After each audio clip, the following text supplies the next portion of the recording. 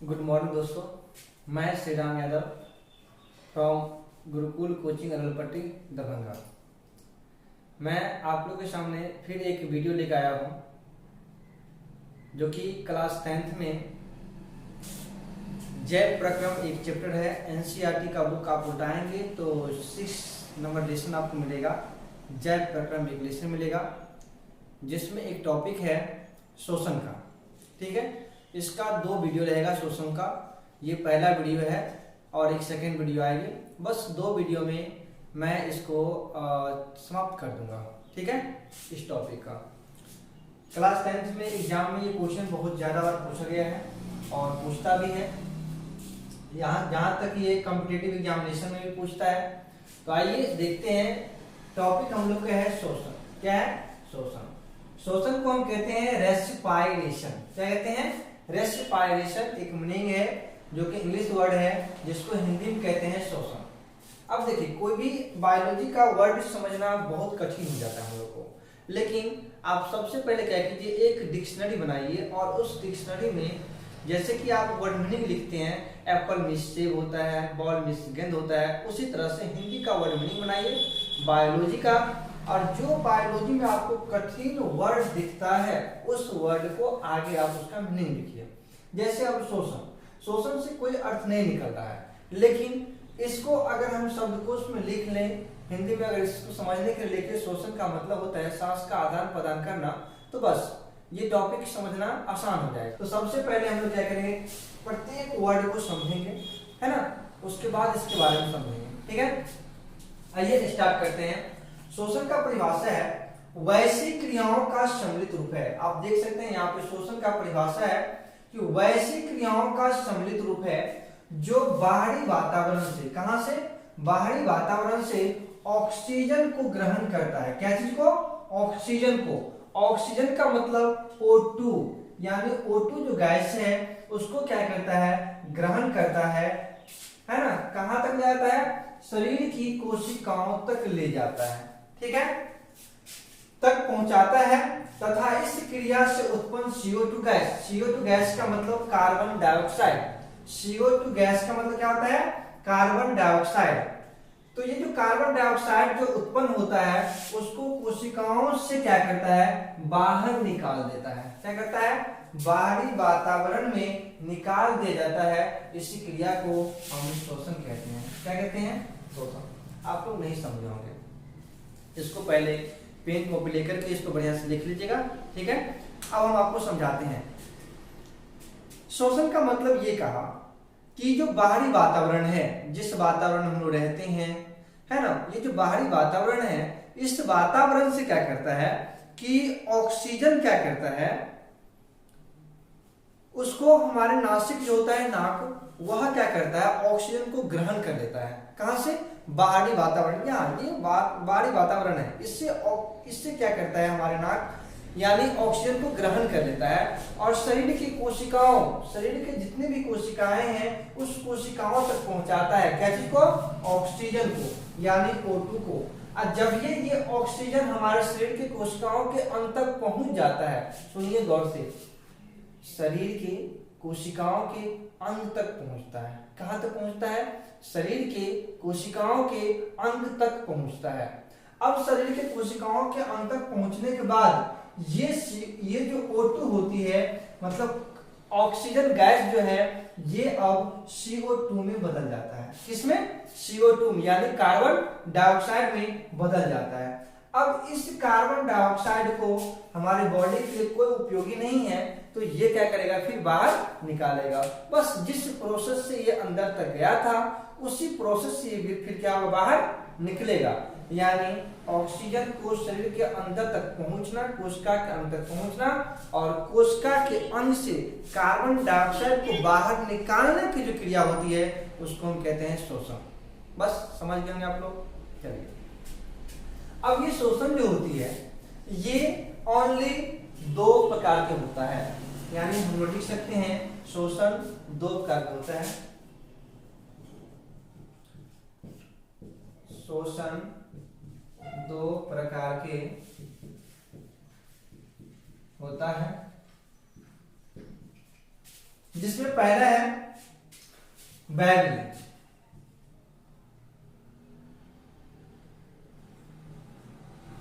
Barrier शोषण, दूसरा है अबैरियर शोषण। बैरियर शोषण को हम कहते हैं एरोबिक रेस्पायरेशन,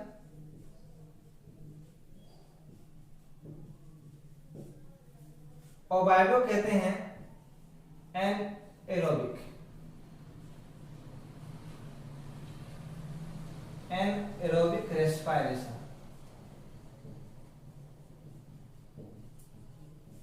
चलिए, जैसे हमने समझे शोषण का परिभाषा, उसी तरह से बैरियर और अबैरियर समझते हैं। बैरियर शोषण वो होती है जिसमें ऑक्सीजन उपस्थित होता है, ऑक्सीजन होता है। जब ऑक्सीजन होगा तो क्या होगा, बैरियर शोषण। क्या होगा, बैरियर शोषण यानी एरोबिक रेस्पायरेशन। क्या होगा, एरोबिक रेस्पायरेशन। लेकिन जब ऑक्सीजन नहीं होगा और शोषण की क्रिया होगा, उसको हम कहते हैं अबैरियर शोषण या एनारोबिक रेस्पायरेशन। ठीक है, तो दोनों का परिभाषा हम लोग क्या जानेंगे, इससे अच्छा कि दोनों को डिफरेंट हम लोग जान लेते हैं, दोनों में अंतर क्या होता है। तो आइए लोग देखते हैं कि दोनों में अंतर, बैरियर शोषण और अबैरियर शोषण में अंतर हम लोग देखते हैं। ठीक, पहला था बैरियर शोषण, दूसरा अबैरियर शोषण, यानी दोनों में अंतर। अभी हमको देखना है दोनों में अंतर। बैरियर शोषण और अबैरियर शोषण में क्या अंतर होता है। ठीक है, तो सबसे पहला है बैरियर शोषण में पहला पॉइंट है, यह ऑक्सीजन के अनुपस्थिति में होता है। तो पहले ही बताए थे आपको, जब ऑक्सीजन रहेगा, जब ऑक्सीजन रहेगा तो क्या होगा, बैरियर शोषण। क्या होगा, बैरियर शोषण। हमने बताया था जब ऑक्सीजन रहेगा तब जो क्रिया होगा तो बैरियर शोषण होगा। और जब ऑक्सीजन अनुपस्थिति, मतलब जब ऑक्सीजन नहीं होगा तो क्या होगा, अबैरियर शोषण। पहला पॉइंट ये हो गया दोनों में अंतर। दूसरा पॉइंट है, बैरियर शोषण में प्रथम चरण कोशिका द्रव्य होती है। बैरियर शोषण होती है जिसमें पहला चरण जो होती है कोशिका द्रव्य, किसमें, कोशिका द्रव्य, और दूसरी चरण जो होती है माइटोकॉन्ड्रिया में होती है। कहने का मतलब बैरियर शोषण दो चरण लेती है। एक लेती है प्रथम चरण जो कि होता है आपको कोशिका द्रव्य में, और दूसरा लेता है माइटोकॉन्ड्रिया। क्या लेती है, माइटोकॉन्ड्रिया में। यानी दो चरण होती है किसमें, बैरियर शोषण में। याद रखिएगा, और बैरियर शोषण में केवल कोशिका द्रव्य में ही पूरा हो जाता है, पूरी क्रिया किसमें होती है, कोशिका द्रव्य में। जबकि बैरियर शोषण में पहला कोशिका द्रव्य और दूसरा जगह पे पूर्ण क्रिया होगी, यानी माइटोकॉन्ड्रिया। ठीक है, तीसरा पॉइंट है, इसमें ग्लूकोज का पूर्ण ऑक्सीकरण होता है।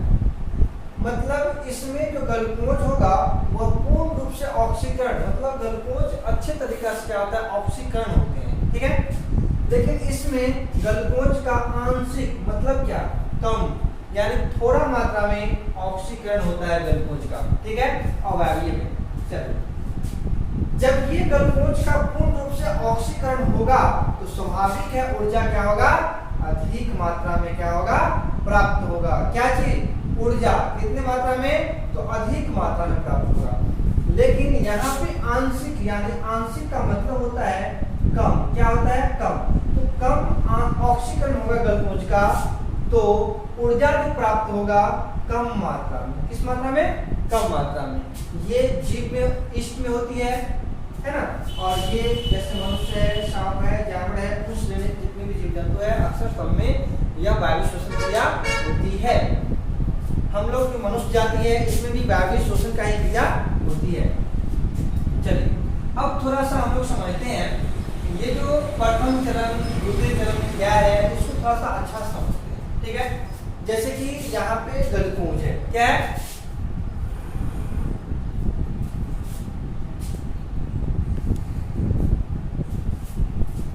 जैसे कि यहाँ, ओह माय गॉड,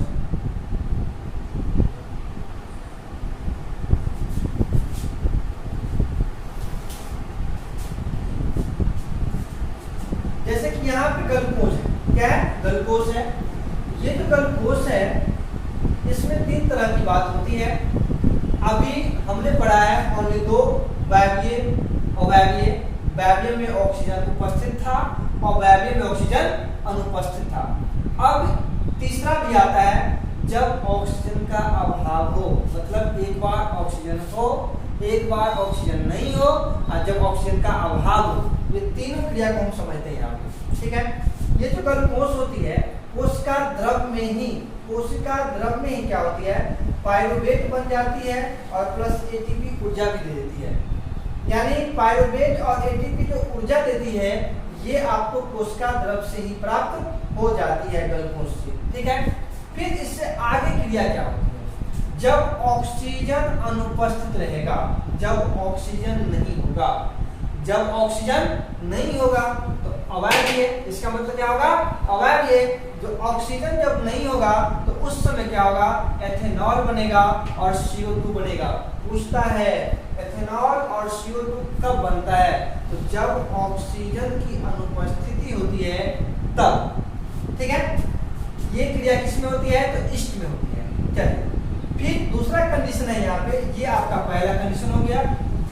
दूसरा कंडीशन है ऑक्सीजन की उपस्थिति, ऑक्सीजन की उपस्थिति में, जब ऑक्सीजन की उपस्थिति होगा तो यह क्रिया जो होगी माइटोकॉन्ड्रिया में होगी। कहाँ होगी, माइटोकॉन्ड्रिया में होगी। और ऑक्सीजन की उपस्थिति इसका मतलब वायवीय शोषण, क्या होगा, वायवीय शोषण। और वायवीय शोषण में हम बताए थे माइटोकॉन्ड्रिया पूरी होती है। पहला क्रिया यहाँ कोशिका द्रव में हुआ और दूसरा क्रिया कहाँ हुआ, माइटोकॉन्ड्रिया में हुआ। और उपस्थिति में क्या होती है, तो CO2 बनती है, H2O बनती है और H2O। कितना बार क्वेश्चन ऑब्जेक्टिव आया है कि CO2 + H2O प्लस ऊर्जा किसमें देती है, ऑप्शन ए ऑक्सीजन की उपस्थिति, ऑप्शन बी अनुपस्थिति, ऑप्शन सी अभाव, डी में से कोई नहीं, तो आंसर का उपस्थिति, ठीक है। अब देखिए ऑक्सीजन के अभाव, जब हम लोग दौड़ते हैं तो उस समय ऑक्सीजन शरीर को ज्यादा मात्रा में चाहिए, लेकिन हम लोग उतना नहीं दे पाते हैं। फिर भी सांस को तेज रफ्तार कर लेते हैं, लेकिन फिर भी जो मात्रा में ऑक्सीजन को चाहिए, बॉडी को ऑक्सीजन चाहिए, उस मात्रा में नहीं मिल रही है, जिसके कारण क्या होती है, पाँव फूल जाता है। पाँव में होता क्या है, तो लैक्टिक अम्ल जम जाता है और वही दर्द करता है, ठीक है। तो तीसरा कंडीशन है आपको ऑक्सीजन की अभाव में। ऑक्सीजन जब अभाव होगा, जब आप दौड़ेंगे तो ऑक्सीजन के शरीर में कमी होगी, उस समय लैक्टिक अम्ल बनेगा जो कि हमारे पाँव में पाया जाएगा। और ये इसके कारण क्या होता है, पाँव हाथ दर्द भी करता है। चलिए तो हम लोग पहला कंडीशन पढ़े, दूसरा पढ़े और तीसरा भी पढ़े। पहला था जब ऑक्सीजन नहीं रहेगा तो ईस्ट में क्या होगा, एथेनॉल और CO2 बनेगी। जब ऑक्सीजन होगा तो CO2 और H2O प्लस ऊर्जा देगा। जब ऑक्सीजन का अभाव होगा तो क्या होगा, लैक्टिक अम्ल देगा। ये बात समझ में आ गया आपको, ठीक है। तो यहाँ पे एक और टॉपिक है जो कि जिसको हम कहते हैं किण्वन। क्या कहते हैं, किण्वन। ध्यान दीजिएगा,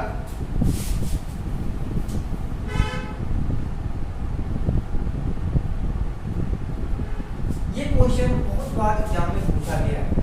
किण्वन से आप क्या समझते हैं, किण्वन क्या होता है, थोड़ा सा बताते हैं आपको।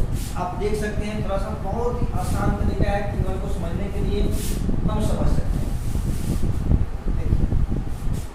ऐसे ही कहेंगे, जब पायरुवेट, बस यहाँ समझिए, जब पायरुवेट, क्या इसको परिभाषा में दे सकते हैं, जब पायरुवेट, ठीक है, जब पायरुवेट ऑक्सीजन के अनुपस्थिति में हो, क्या हो, ऑक्सीजन के अनुपस्थिति में हो, तो उस समय क्या करती है, एथेनॉल और कार्बन डाइऑक्साइड बनाती है।